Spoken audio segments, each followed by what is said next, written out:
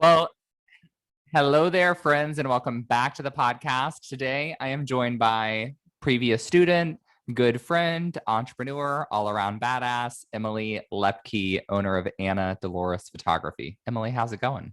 It's going. How are you? Just hanging in there. It's starting to get a little warm in my office. Yes, I don't have any air conditioning in here, we're so in a heat wave in California for sure. We have air conditioning in our office and in our bedroom just for such occasions.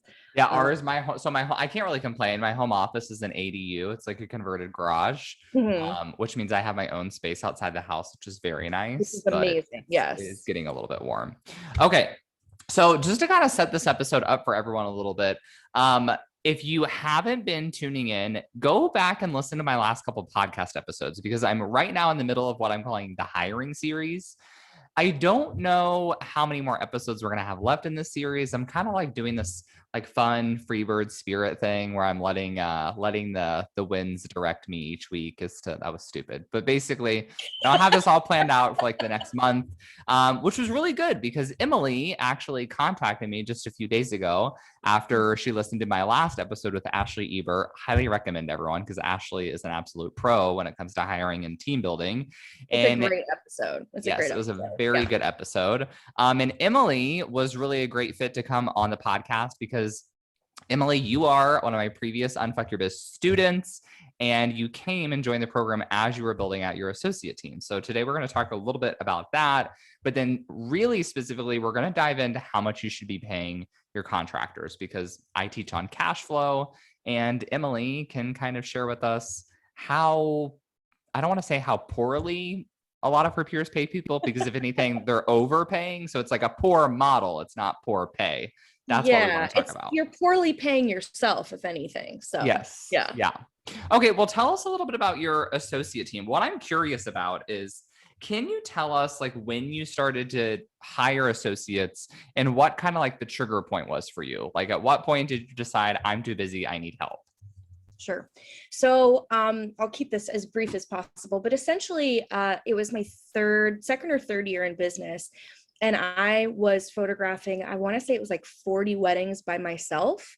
And I'd hustled really hard my first couple of years to just book volume. I was just trying to book as many weddings as I could. And I did really well with that. I started my business in 2012. So like the first couple of years, I was just hustling and booking whatever I could. How much were you charging? Not very much. I was going to say price point wasn't a concern. I think I booked my first wedding for $1,000.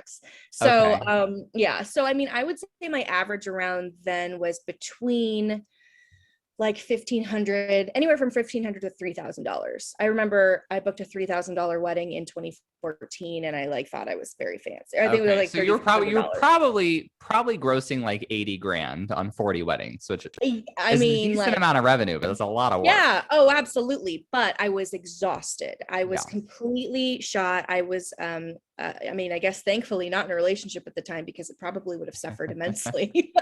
I had not met my husband yet. So at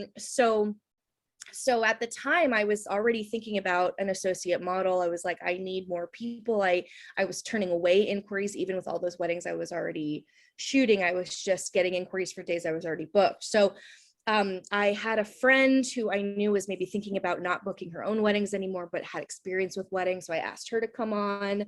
And then I also ended up meeting this other associate that ended up working with me for about 4 years. She just had a baby and loved weddings, but didn't want to kind of do all the daily ins and outs of running a business, just wanted to do the fun stuff like shooting a wedding. So those were my first two associates back in 2014. And it's just kind of taken off from there.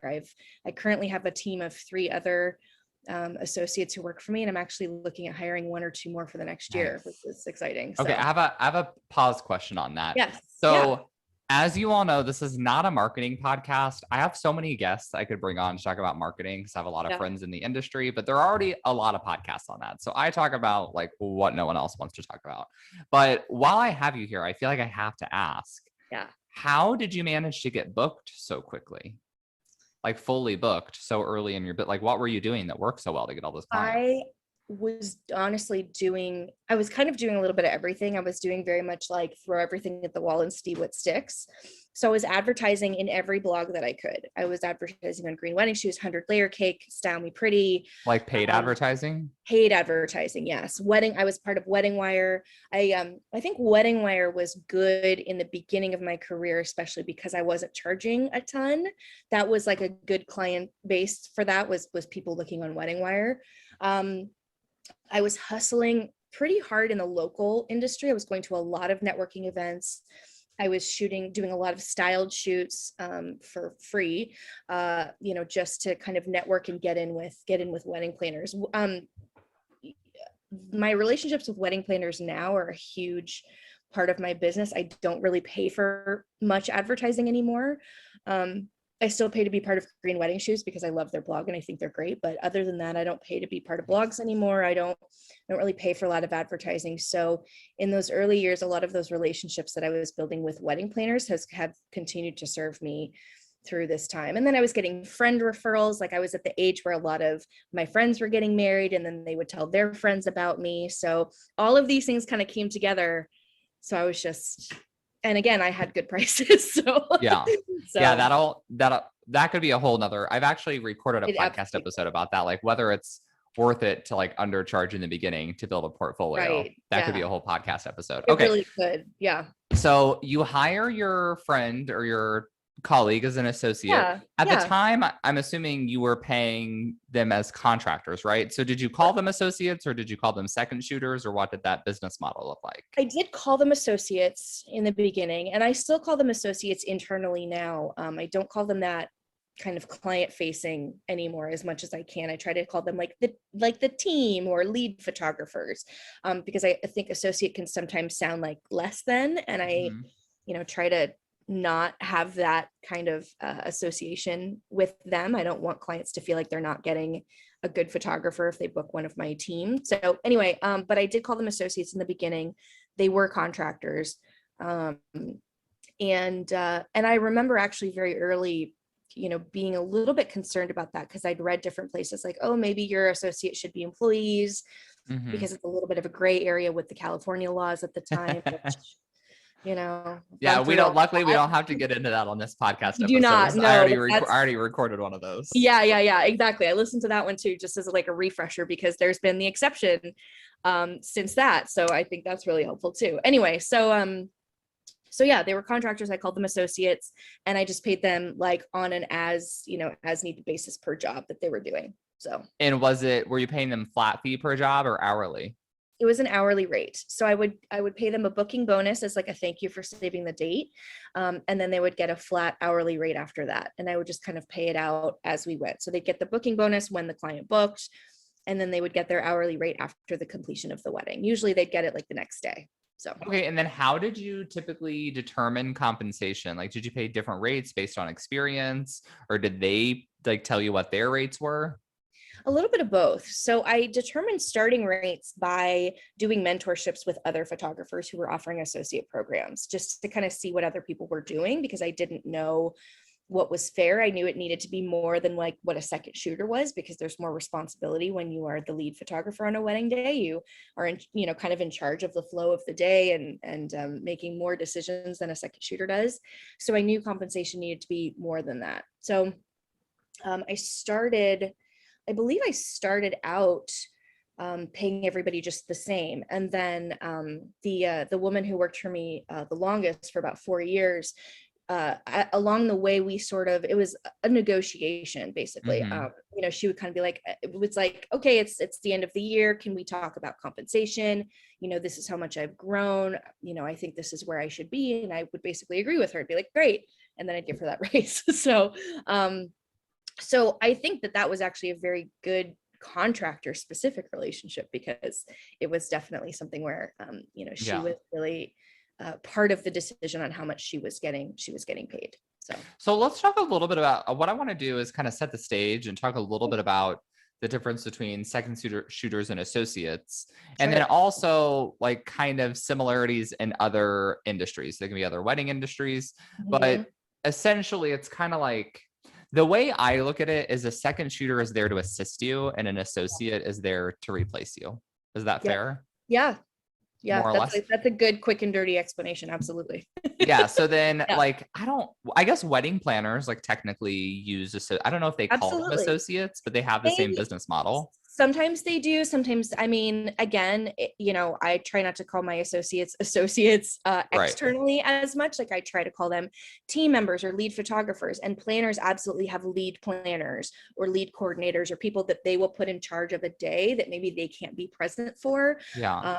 And they'll do like the planning process with the client maybe leading up to the wedding day. But if they're have multiple weddings on the same day, they obviously can't be on site for every single one of those clients. So they'll have what are essentially associates, but they may not call them that at those other weddings. And then I think like another interesting perspective to look at this is I would be curious, like in the floral design space and in some of these other spaces, it's probably a little bit different because ultimately, like the client doesn't even necessarily need to know who's doing the work on the back end, right?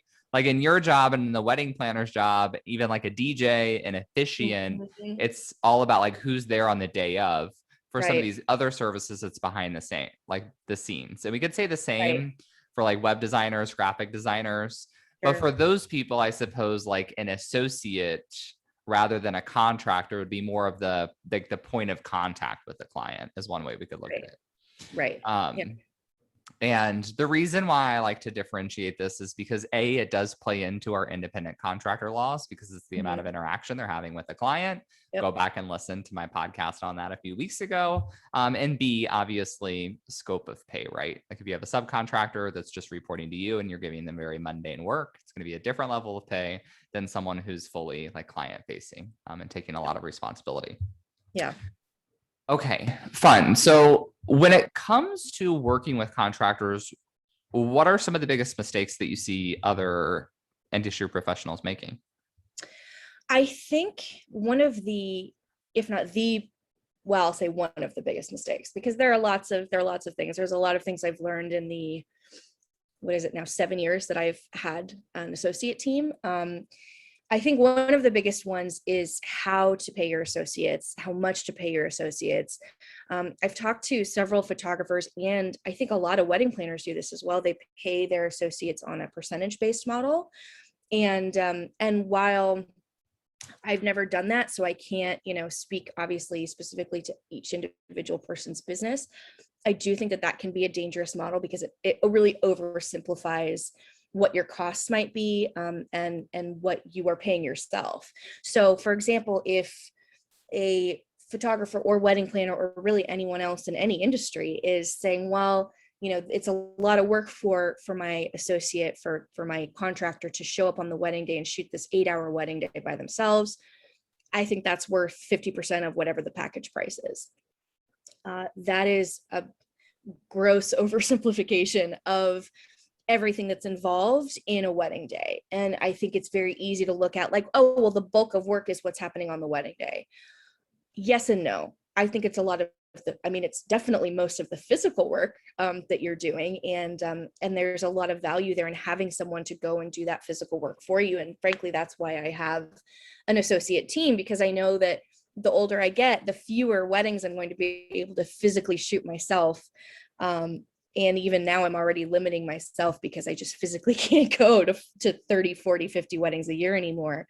That said, the 8 hours on a wedding day that is being taken up by the client, that is, I think, still a fraction of not only the time, but also the cost that goes into serving that client for their wedding. Do people ever pay second shooters a percentage, or is that always hourly? I don't think that's ever a thing. I've honestly never heard of that. Second shooters That's are an hourly probably rate. for the best. Yeah, and I actually think that that's a really good point, that because you're not paying second shooters that much, the associate is sort of doing the same thing. And again, associate shooters absolutely have more responsibility, so they should still get paid more than a second shooter, but they're still just kind of there for the hourly experience. My associates, their biggest and really almost only responsibility, with the exception of the occasional maybe walk through, sometimes the client wants to talk to them before booking just so they can have make sure they like this person and want to spend their wedding day with them.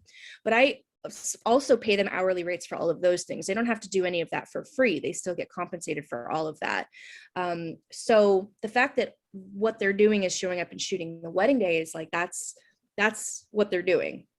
That's it. I'm doing the timelines. I'm doing the correspondence. I'm doing the vendor interface. I'm doing the booking. I'm doing all the contracts. I'm carrying the business liability for the business. I'm, have liability insurance that covers the venue, and, and it goes on and on, right? There's so many different things. Plus, you got to factor in all of your fixed costs, like your website, any overhead that you have. But do you find that a lot of the people who pay associates as a percentage have the associates take on a lot of that work that you're talking about? No, I don't think so. And again, I could be wrong with wedding planners. I almost in my head just pictured some of my wedding planner friends yelling, if they're listening to this podcast, yelling. I feel like it would be different for planners, because Absolutely. For planners are like, this is your client, you are planning their wedding. You can't really just have a planner that just like shows up on the day of, right? Absolutely. Yeah. And you're absolutely right. And frankly, the photographer in some cases can't just show up on the wedding day. Obviously, like, I'm giving them the timeline ahead of time. Maybe I'm briefing them on any special situations, but for the most part, with a few exceptions, of course, the flow of a wedding day can be comparable. Whereas, yes, with a planner, there's a lot more specific items and specific direction that is necessary usually. But I think it just depends on how the planner runs their business, because I think some planners do run it a way similar to I do with my photography, in the sense that they just kind of are like, okay, here's all the information. I've been working with them up until like this week, the week of their wedding. Here's everything you need. Go and just implement it. And then why is it that, okay, so you, like, obviously you can run your business however you'd like, right? But I'm curious if other people do have their associates take on more of that lead up stuff. And if that's not common, why isn't it that common? Because that would be much more scalable. Like, you do all of the onboarding, you book the client, you hand them off to your associate, and now it's like your associate handles everything from there. You could take on a lot more clients that way. I think it's not as common. And again, I think with wedding planners, it is more common, because again, the client feels more comfortable talking to the person who actually be there on their wedding day, and the planning can be handed off that way. I think it's less common, especially with photographers, because if you're going to be doing all that work, you might as well be running your own business, because you're going to make more money that way, probably. I mean, even if percentage model, I would push back on that and say that there could be a lot of photographers who are like, I don't mind doing all of that, I just don't want to do all the marketing. So it's like, Emily, you're getting your cut because you're bringing in the clients. Right. You're the money. And that, like, in a law firm, we would call you the rainmaker, right? Like, there are people who make partner in law firms, not necessarily because they're great attorneys, but they're great at getting business. Right. Yeah. That's fair. No, that's a really good point. And I will say that, again, my associate who started with me in 2014 and worked for me for a long time, she did have a lot more client interaction on the lead up to the day. And she did office work for me too. So she had a lot more responsibility. I was paying her like an hourly stipend. And I don't want to get too in the weeds on like what we were paying or whatever, but I agree that maybe a percentage model would have been a better fit for that. So I do think that could be, I just think that if you're going to do a percentage model, you really have to know the numbers and really feel confident that whatever percentage you're paying is the actual percentage of whatever the work is. And again, factoring in the costs as well. Yeah. I always like to push back in these kind of conversations. Oh, sure. Totally. I always think one of the things I tell people all the time is like, just because something's industry standard doesn't mean it's like the best option for you. And sometimes it doesn't even mean it's the best option for the industry. So, but there are like, sometimes people like to break the mold in ways that don't make sense. So it's always like, well, why are we doing this? What makes sense as far as compensation goes with the way that you actually want to run your business, right? Right. Yeah. The other thing I was thinking about is, do you think it's been easier for you to build an associate team due to the fact that your personal name is not the business name? It's made it easier for me because I don't have to do as much differentiating. I mean, the thing is that I still do all of the consultations over the phone and like via Zoom and whatnot. So sometimes people are like, why am I talking to you and not to my photographer directly? And I'm like, well, because I'm the owner, and then I have to kind of explain it to them. But that does happen, I think, less often. And I think it is a little bit easier because my brand is just kind of a, it's a brand name instead of my actual name. So I do think that helps. But that said, I know a lot of photographers who have their own brand and still have associates under that brand, and people who book that understand that they're getting the same experience or comparable experience that they would expect from the business owner, from whoever's name is on the business. It's just either at a lower price point or there's more scheduling flexibility. Those are usually I just know like a lot of photographers and a lot of business owners in general have objections around that. I figured I'd ask the question. Totally. Do you ever have clients who ask you like why Anna's not gonna photograph their wedding, or do they know? I get voicemails all the time that are like, hi, because my voicemail says, hi, this is Emily with Anna Dolores, and people are like, hi, I was calling to see if Anna can shoot my wedding, or I'll get emails. I just booked a client who I was talking to who booked us after seeing my wedding published, which was awesome. But she was like, I just loved Anna's wedding so much. And I'm like, so that was actually my wedding. And she's like, oh my, and she was so embarrassed. And I was like, please don't be embarrassed. It literally happens all the time. I get people calling me Anna, asking Anna to shoot the wedding, etc. So as soon as I explain it to people and where the name comes from, they're fine. Yeah.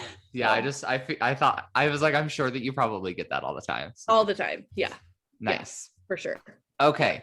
So once someone decides, all right, well, okay, let's talk about just second shooters for a second. It's pretty straightforward, right? Yeah. But you hire a second shooter, you hire a contractor in your business, no matter what your business is. And ideally, you're going to have a contractor agreement with this person. You're going to come to a rate that you're going to pay them. Right. They do the thing, you pay them. It's pretty straightforward, right? Am I missing anything here? Nope. Not really. I mean, do you ever see any like payment issues with second shooters? Like, are people overpaying them, underpaying them? Do you think most people are like doing that like pretty okay, and really just the issues with associates? That was like 15 questions, but I know. I think that most people are paying their contractors, their second shooters okay. I think there's an industry standard. I think it varies state to state because pricing overall varies state to state. So I can really only speak to California. I tend to ask my second shooters what their normal rate is and what they would like to be paid.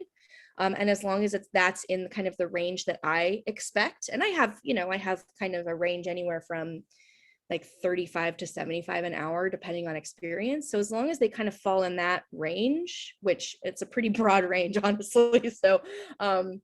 So most people fall in that range. So whatever their expectation is, I usually just match that.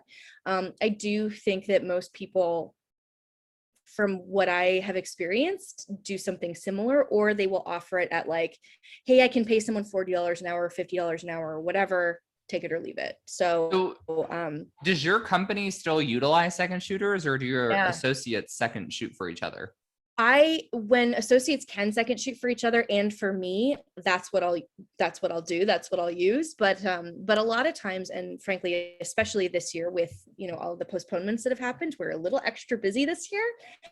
There are some days where we have 3 and 4 weddings on a single day. So we're all working. So we all need second shooters on top of our own wedding. So we absolutely still hire second shooters, or I should say contract second shooters for ourselves. So whenever an associate's available, that's my preference, both for myself and for each other. But that's not always an option. If we're shooting weddings as our own lead, then we'll need a second shooter. So now's got to be like the perfect time to be like a baby photographer in the industry. Because there's probably second shooter jobs like left and right. They're everywhere, because a lot of my second shooters, my go-to second shooters, are not available because they have their own gigs booked, which, because all of my second shooters are also professional photographers, because we want someone else who's a professional and who knows what they're doing. And so we're all very, very booked out, and you're absolutely right. Now is a well, let me know if everyone's booked. I'm sitting here with my iPhone. I'm ready to go. Amazing. I would teach you how to use the camera so fast. Yes. Okay. So I'm assuming like if you have one of your associates who's an employee, second Mhm. shooting for you on a wedding day, do you pay Yep. them a different hourly rate? They do have a different hourly rate, but they are still paid as an employee. Okay. So what do they like log into Gusto and just like clock in under a different job title, or how does that work? They could do that. I don't have that. I don't use that part of Gusto personally, just That's like because you have to pay extra for that. correct. It's like the next level upgrade for Gusto services. No, but because my team is small enough, I can still kind of keep track of their hours, no problem. And because they, if they're working, it's like a wedding here, a wedding there sort of a thing. I think as I start getting more people and we have more weddings on a given day, I'm gonna need to start having them. I'm gonna have to upgrade to that level in Gusto because I'm not gonna be able to keep track of it myself. Plus, there's things like I do travel reimbursement and mileage reimbursement, mileage and travel, and then I also do like drive time. So all of those things that's a lot of things happening that I have to keep track of, and that is extra work for me. So so that'll be something that I'll make them responsible for probably in the Yeah, near that future. upgrade will probably be worth the extra money. I by think that so. I think so. Just the point. time that it'll give me back will be worth it. Yeah, because So, I just remember like when I worked in a restaurant that you mhm. clock in, when you go to Yep. clock in, there's like a drop down. It's like, well, what are you clocking in as? Yep. I was a server, so I'd clock in as a server, which meant, I Right. made like $2.15 an hour plus my Mhm. tips. Or you could Right. clock in like as a host and get actual minimum wage. So Right. yeah. So you can do Right. the same, like, right, you can do the same thing Exactly. It's the same. They have if you different, have it's employees exactly at that. different rates. They have different rates depending on, and again, it's different rates based on drive time. If it's drive time, it's a different rate than if they're actually shooting. If they're doing like an admin, I have like admin, which is either they're doing a meeting with me or they're going to a walkthrough with the client. They also have a rate for engagement sessions, etc. So yeah, Yeah, and I there's know one of rates. the things I want to talk about is like payment frequency, because this is, I think, a huge block people in the event industry have is they Mhm. think that like all employees must be salary, and so that you can't do it when you're in the event industry. And I'm Yeah. like, well, I worked retail, and I remember like in slow seasons there were some weeks I didn't get any hours. And Right. then in the peak seasons, I would get 30 hours a week. You just Yep. clock in hourly. Like there's no Right. guarantee. Yeah, Like that's part-time work. That's what that is. So right. And so yeah. you pay your associates the same way, I would assume. Exactly. Yeah, that's exactly right. They're on a biweekly pay cycle. So every 2 weeks on Friday, they get their paycheck. It gets direct deposited into their account. I also get paid on that schedule because I file taxes as an S corp. So I'm an employee of my own Woo. business. So I also thank you, Braden, for assistance with that. Braden helped me do that. So that's how I pay myself as well. So I just have to log in every 2 weeks. I get a nice little reminder email from Gusto, and I log in and I enter everybody's hours, and we all get paid on every other Friday. And they know that if they've shot a wedding or done any work in that pay period, that's when they get paid for it. So previously, when I was paying contractors within 48 hours after a wedding gig, now my employees know that it'll just show up on their next paycheck. Yeah. Yeah. Nice.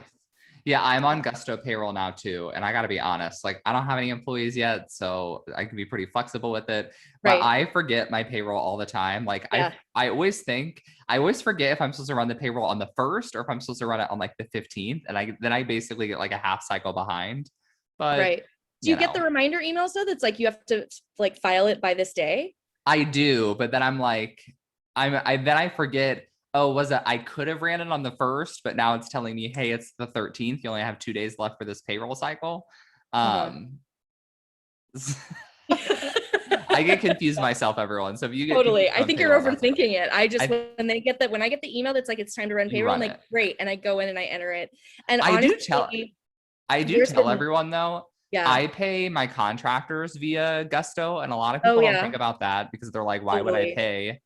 Like, why would I pay to pay my contractors when I can do that for free a bunch of other places? But it's so great because when you have contractors via Gusto, the contractors have to submit their W-9 to Gusto and give all their information. So smart. I should Yeah, start before they can get paid. And then at the end of the year, the best part is every January, I just hit a button that says run 1099s and it auto generates them and emails them to my contractors. My accountant would love that so much. I really need to do that. That would make life easier for my accountant. Yeah, you should do that. The drawback is it costs you $5 per contractor per month.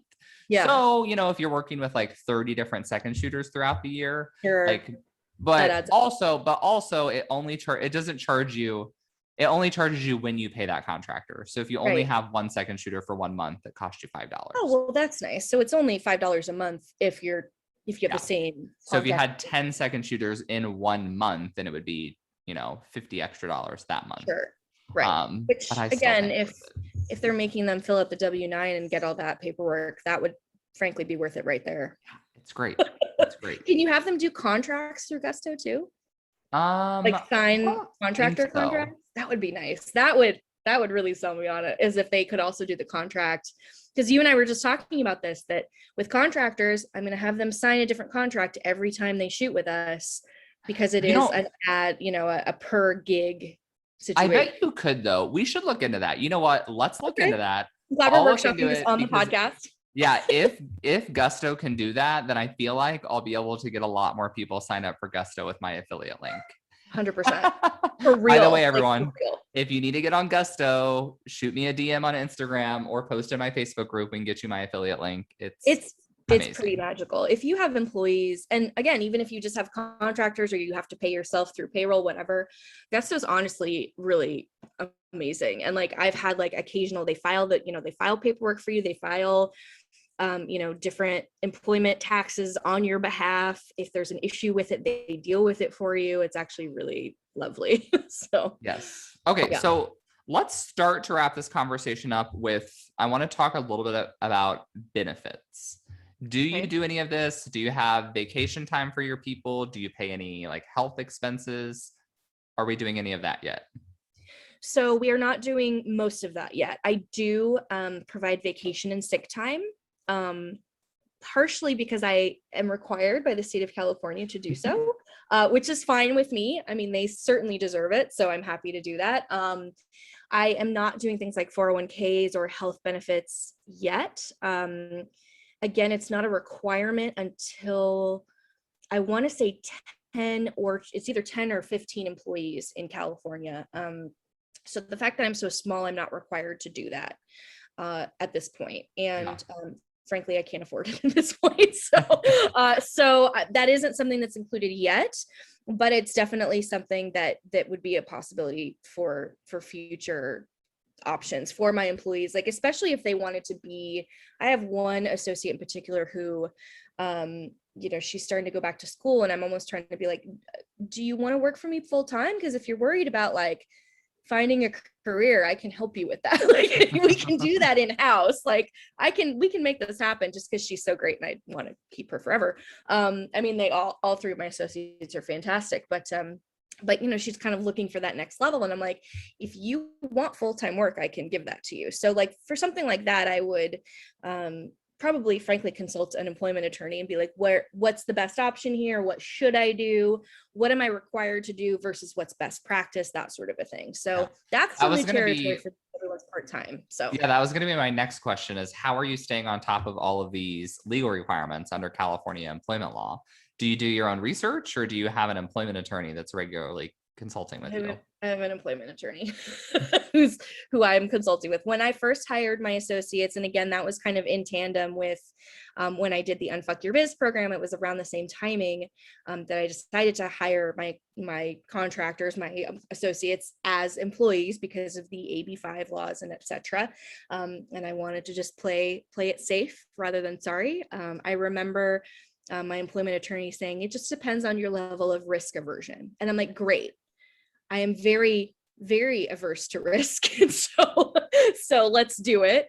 Let's pull the trigger on that. So she really handheld me and walked me through it and made sure that I was compliant with all the different things, which I do really, really recommend. Because even doing my own research, it's like, there's conflicting information. You don't know which the trustworthy sources are. So I think having someone who knows legally what you're supposed to do, and you can have them on retainer is really the smartest way and the easiest way to do it. So Do you mind sharing how much that costs you? I don't mind sharing, but I don't actually remember how much I paid her to begin with. And now I just pay, like if I have questions or I check in with her, I just pay her hourly rate, which is, I want to say it's 400 an hour. That sounds about right. I haven't utilized her services recently. And again, I don't recall what it was up front. Yeah, and I know for a lot of people, it's going to sound like a lot of money. It is. Attorneys Yeah, are expensive. it's not cheap, but it's a lawyer. Right. So- But also like a well-qualified attorney, like can typically answer all your questions in an hour. Absolutely. And that was really, really valuable to me.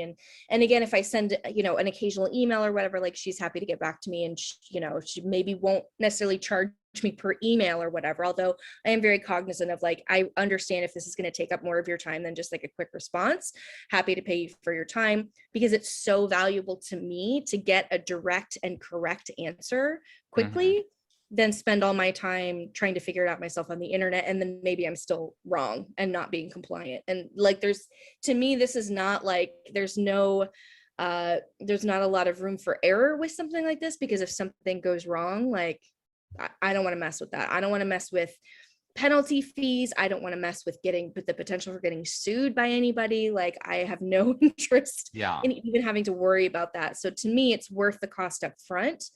And frankly, I mean, again, people can run their businesses however they want, but I think that it's a wise investment to consult an attorney for things like this. And same with things like contracts, like at least buy your contract from a lawyer so that it's been lawyer reviewed and approved. So I talked about this a little bit with Ashley, but I'm curious to get your thoughts as well. What would you tell someone if they're like, I don't know if I'm ready to have employees? Like, what should their threshold marker be? What should they be looking at? And when should they be ready to pull the trigger on that? Well, this is sort of cheating because I just listened to Ashley's episode. But I actually use her answer. I 110% agree with her answer. That you shouldn't wait until you're completely swamped. It's actually very, very good advice, because when you are completely booked and you feel like you're in over your head, it's almost like it's too late to hire someone because you're so overwhelmed.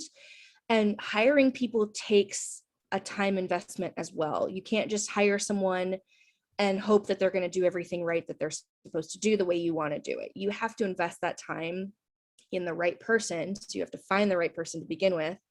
And then you have to invest that time into showing them how you want things done. And if you are completely maxed out and exhausted and overwhelmed, there's no room for you to do that. So I believe her criteria was like 75 to 80% booked is when you need to be like, this is what needs to happen. And frankly, that is, when I hired my first associates, the other colleague that I mentioned, the friend of mine who was like, oh, I think I want to get out of weddings, but I want to still shoot weddings. That business relationship between her and I went really sideways. And I'm so thankful we're actually still like friends. And she's actually my associate again now, because it's been many years since we've worked through our shit. And we have different communication and working styles now. So it's all been figured out. But in the beginning, we just had completely different expectations of what the position meant. And I didn't communicate it properly. And I just started pushing things on her. I'm like, we need to do these meetings. You need to talk to these clients. I'm going to book you for this much work. And it totally blindsided her. And I think that was a result of me being in such a busy season in my own business that I didn't take the time to kind of set those expectations for her, communicate properly, and really just kind of set the stage for a positive working relationship. And those things are so crazy important. Even if you get the best people into the position, it doesn't matter if you don't have time or energy or bandwidth to give them the tools that they need to succeed, because they need to know how you want things done in your business and what the expectations are. And being unable to set those expectations is going to be hugely detrimental. And that was something I've learned a few times over with different associates. Frankly, it took me kind of an embarrassing amount of time to realize that I need to spend more time training associates. My first several associates I kind of hired, and I was like, okay, you're a photographer, you're a wedding photographer. That means you know what to do. And I would just sort of set them on their way. And I didn't give them a lot of guidelines. I didn't tell them what I wanted them to do. And when they came back and weren't giving me what I wanted, I got frustrated. And it was frustrating for everybody because they're unhappy because they feel like they're not doing their jobs well. I'm unhappy because I feel like I'm not delivering what I need to deliver to the client. So it sounds really, really simple and kind of lame at this point, but that communication is, since I've sort of like clicked that that's a lesson I've learned, and that is so, so important. It's like, that is honestly to me just as important as like how much you're paying them and getting your contracts in order. Like, you need to make sure that they know what this job is about, what's expected of them. And it's not being bossy, it's being a good leader and a good manager. And it's, the people management aspect is a very often overlooked area, especially when it comes to hiring. Mm-hmm. This is why you all probably, if you want to start hiring, you can go get some education on that. Speaking of, you got something coming up with that? I do. Yeah. So, in the vein of all the things I've learned, I am starting to offer associate team coaching so that if you are someone who wants to build your team, even if you don't have any contractors or any employees yet, if that's something that you're interested in, whether it's someone to photograph weddings for your brand, work weddings for you as a wedding planner, even if you wanted to hire someone just for your office and you need a full-time office assistant, whatever, I am starting a small group coaching program, and I'm launching the first one in about 2 weeks. And that's actually going to be the beta group. So that one is already at capacity, but that's something I'm going to be offering again, probably in the fall. So how should people get in touch with you if they're interested in learning more about that? Absolutely. So, frankly, if you just DM me on Instagram, that's the best way right now. I'm simultaneously recruiting people to be new associate photographers for Anna Dolores, and I'm starting this outreach with like, hey, if you want to build your own associate program, if you're on the other side of that and you want to, grow your own brand, I'm starting to kind of offer that information there. So DMing me on Instagram is just Anna Dolores. ANNADELORES. Just DM me there and let me know that you're interested, and I'll kind of put you on the rotation for getting more information about that. Yeah, and we'll put the link in the show notes to your Instagram. Of course, we'll also tag you on Instagram so you all can watch out for the stories. One thing I like to tell people all the time is there's obviously two sides to this coin. So we don't talk a lot about the management of people on this podcast because that's what people like Emily and Ashley, who was on the podcast last week, teach in their programs.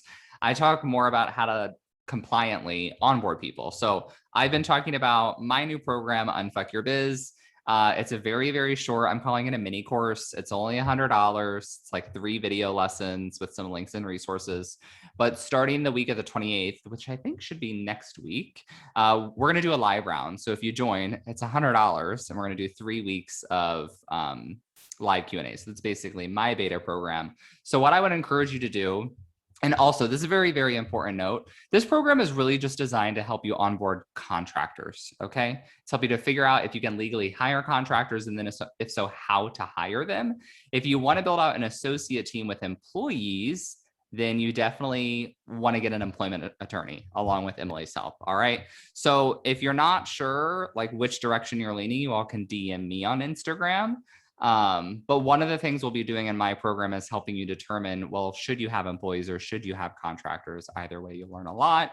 But building out a team is no simple feat. So you got to get the legal help and you got to get the management help as well. Right. But it also is it's very rewarding once you figure out how to do it. I mean, I already had a team before I decided to make my team into employees. And that felt like hiring them all over again. And it was very scary, but with Brayden's help and with the help of my employment attorney, I was able to figure it out, get my shit together. And it's awesome. And I'm so excited to be able to, first of all, just be compliant and know that I'm doing it the right way. And now be able to share that experience with other people in a way that hopefully makes it very accessible, because while it can be scary, it's also, I mean, an incredible way to build your brand and build your team. And for me, it's a little bit of a long-term, not exit strategy completely, but again, like I said, I don't want to. Well, it's a scaling strategy, right? You got to do that. Scaling, to scale your exactly, business. exactly. So that Okay. way I don't have to personally do that myself forever. So yeah. Love that. All right. So everyone go follow Emily on Instagram. Make sure you subscribe to the podcast, do all of the things, and I'll be back here next week. So stay tuned, stay happy, stay healthy, and I'll meet you back on the pod.